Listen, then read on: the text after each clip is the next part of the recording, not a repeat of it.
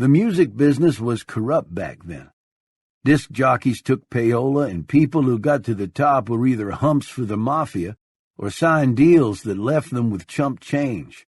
A black guy in Jennings, Louisiana, put out an R&B record that sold 1 million copies and netted him $25. Even the greaser paid his manager 51% of his earnings. When you got in trouble with the wrong people, you took up bottleneck guitar on a street corner or punched out your eyes and joined the Five Blind Boys. In our case, the wrong people was Cool Daddy Hopkins, a 6'6" mulatto who wore 3-piece suits, a yellow fedora, and popped matches on his thumbnail to light his Picayune cigarettes. He not only carried a nickel-plated pearl-handled Derringer, he shot and killed a white man in Mississippi with it, and wasn't lynched or even prosecuted.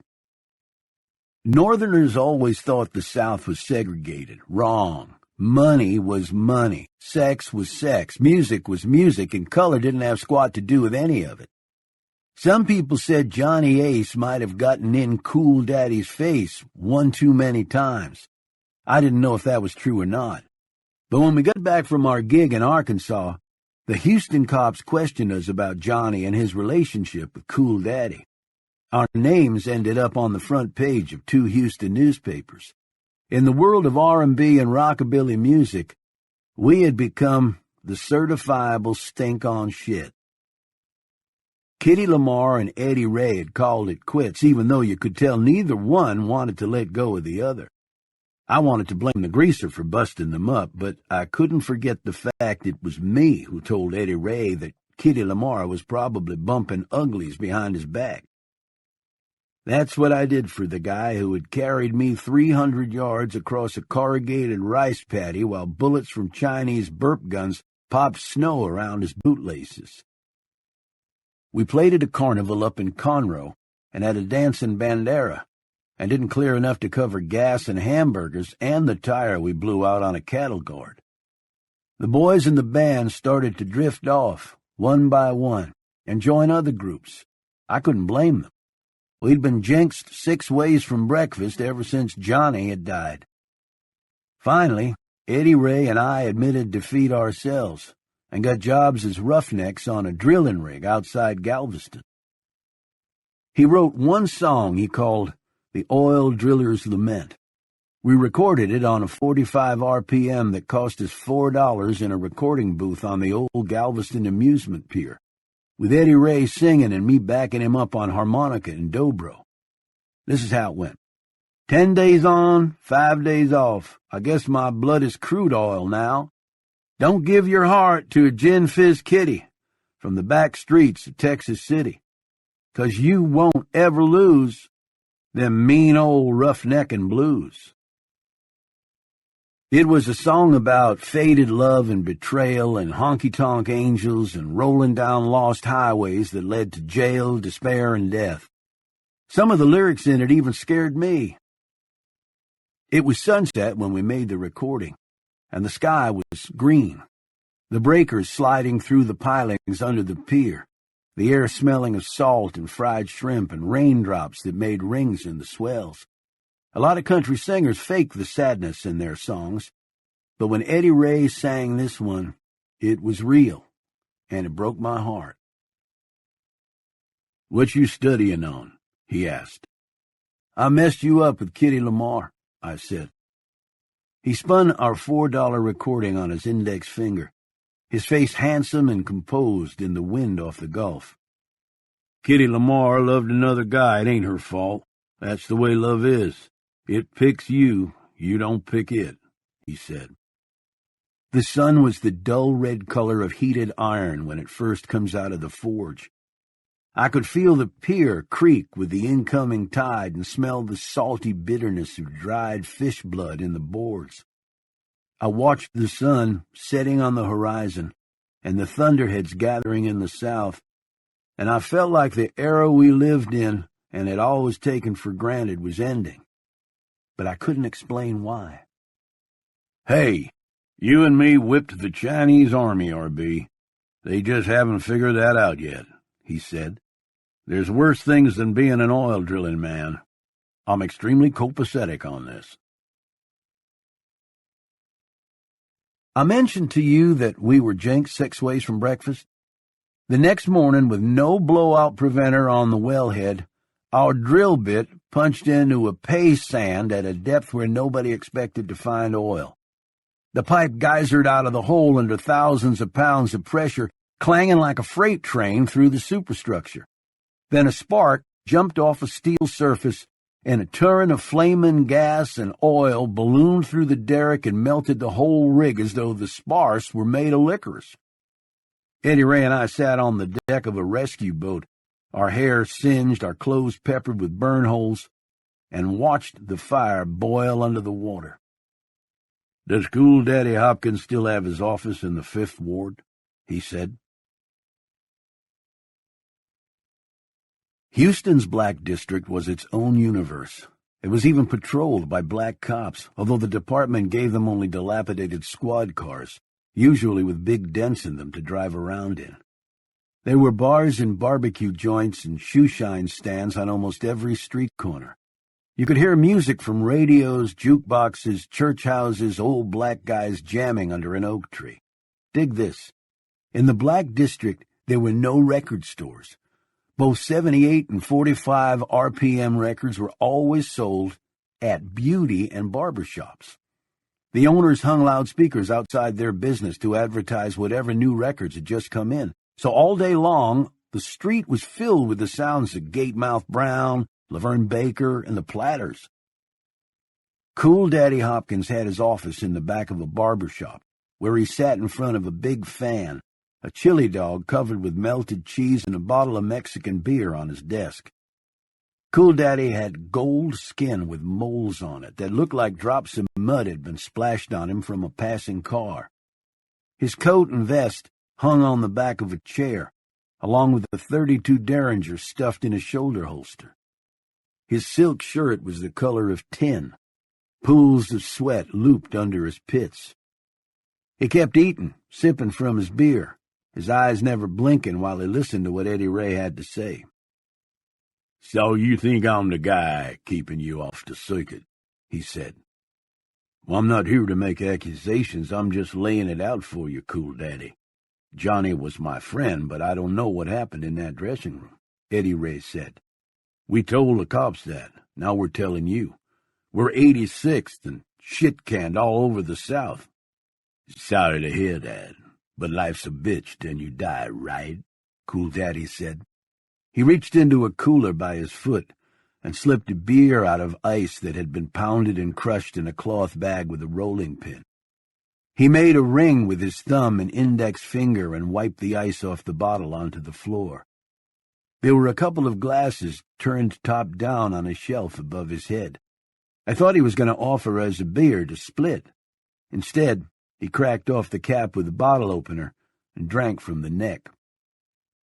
"Johnny and me was both in the United States Navy. Ammunition loaders, can you dig that?" he said. "You know who was loading right next to me? Harry Belafonte. That's no jive, man." But Eddie Ray wasn't listening. "Our agent says he doesn't want any trouble with you. So if you're not the problem, why is Leon telling us that?" Eddie Ray said. The sunlight through the window seemed to grow warmer, more harsh in spite of the fan, the air suddenly close and full of dust particles and the smell of hair tonic from the shop up front. "'Cause Leon is like most crackers. If he ain't got a colored man to blame for his grief, he got to look in the mirror and put it on his own sorry-ass self." Eddie Ray leaned forward in his chair and stuck an unlit Lucky Strike in his mouth, fishing in his jeans for a match. His hair was uncut, wet, and combed straight back, curly on the back of his neck. "Give us another R&B gig." "The train went through the station and you ain't caught it, man. Wish it had been different, but it ain't," Cool Daddy said. Eddie Ray found a book of matches but lost his concentration and put them away. He took the Lucky Strike out of his mouth and brushed at his nose with the back of his wrist. "I'll put it another way. If you can't see your way to help us, just stay the hell out of our sandbox," he said. You still don't get it, do you? Cool Daddy replied, a smile tugging at the corner of his mouth. Get what? I ain't the power in this game. Who you think screwed you on the circuit, boy? Who got that kind of power? Eddie Ray's eyes blinked, but not in time to hide the glow of recognition in them. Yeah, that's right, Cool Daddy said. The word is your lady friend been bad-mouthing you with certain people at Sun Record Company. The word is they don't like you, motherfucker. Particularly a certain boy from Mississippi don't like you. Cool Daddy pinched his temples like he was struggling not to hurt the feelings of dumb white people such as ourselves. Let me strap it on you, boy. I thought maybe she was leaking info about me to the cops, so I had a detective get a hold of her phone records. Then he mentioned the name of a powerful man he said Kitty Lamar had phoned repeatedly at Sun Records. I don't know what you done to her, but I think she fixed your ass good. The only sound in the room was the vibration of the electric fan. Eddie Ray's eyes looked like brown pools that someone had filled with black silt. He was lying, I said when we were outside. You're the one who told me Kitty Lamar was a Judas. You can't have it both ways, R.B. I'm going out west, I said. We were in traffic heading toward Eddie Ray's house in the Heights section of North Houston.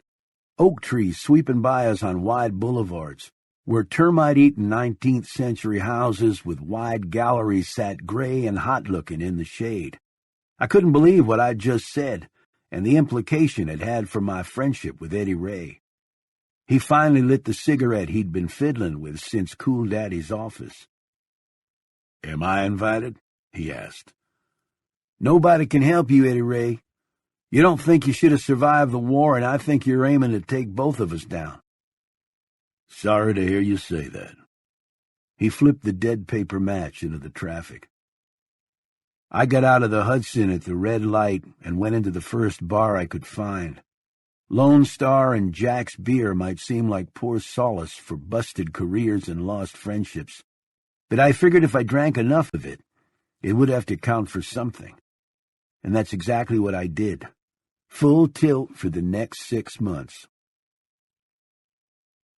I also spent some time in the Houston City Jail for my third arrest as a public drunk.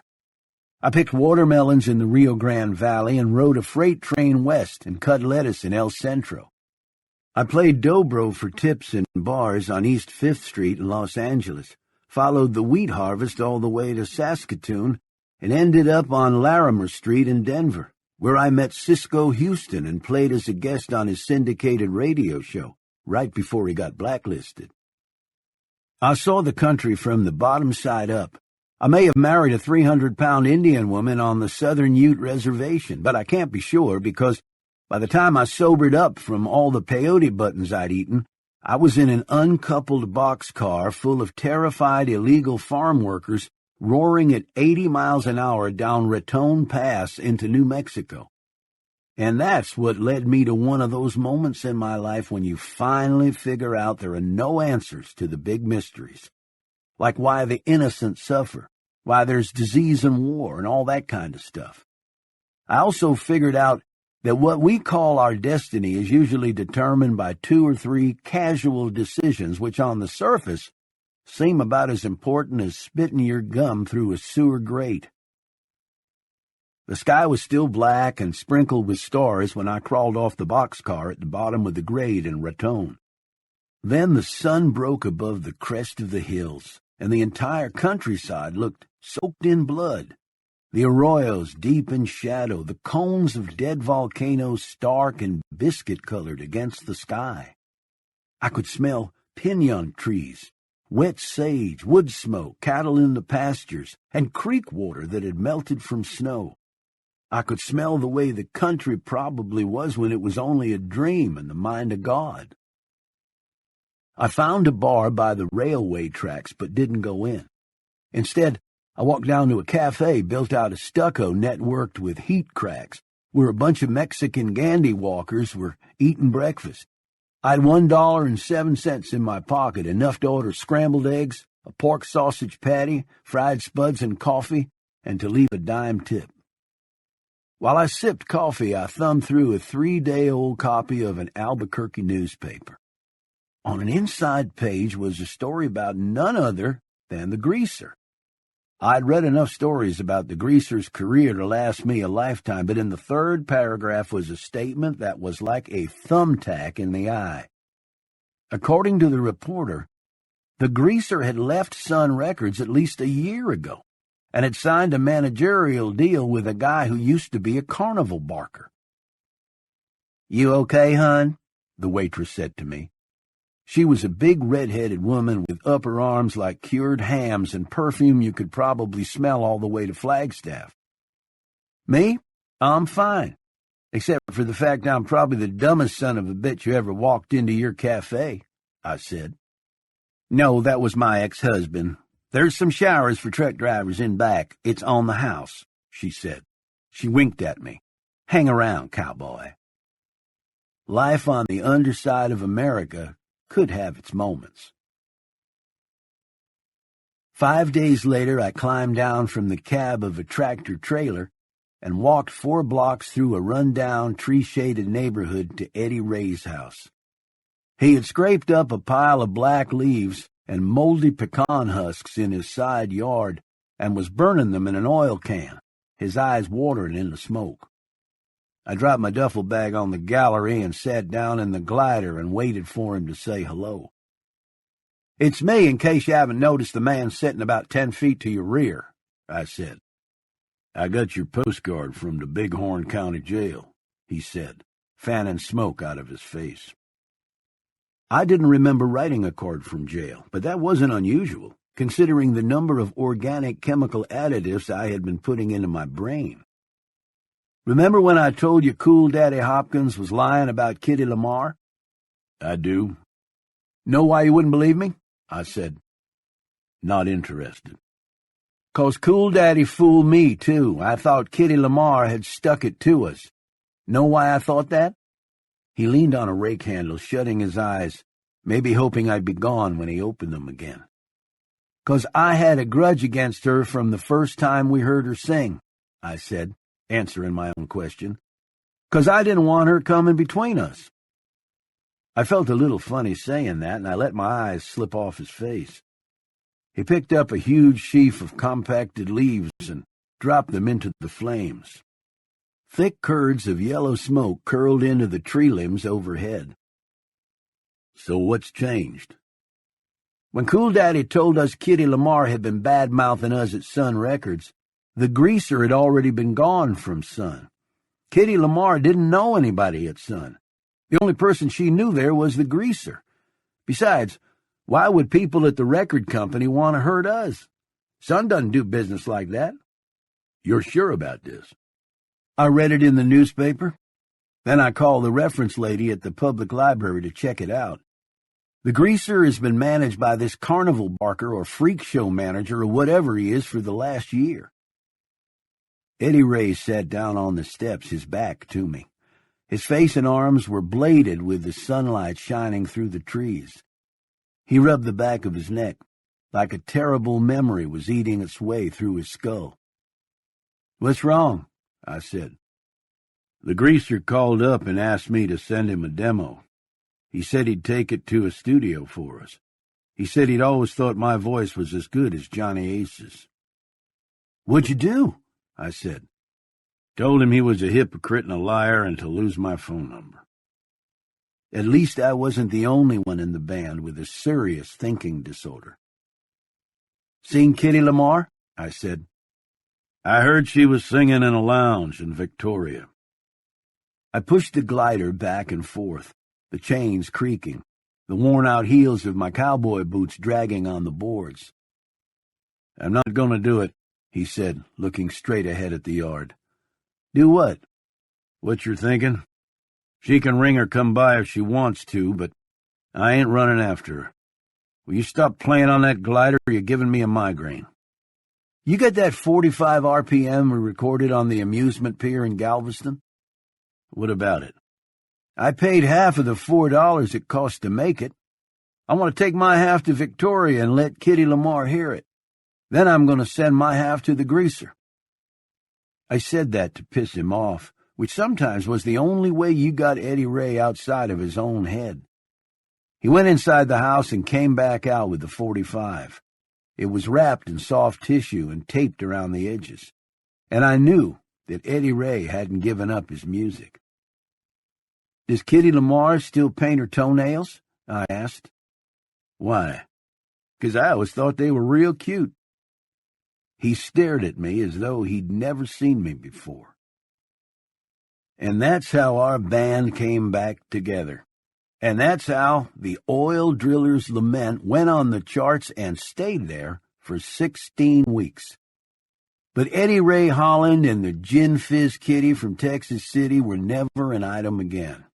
That's because she married R.B. Benoit, dobro player extraordinaire, also known as myself, in a Little Assembly of God church in Del Rio, Texas.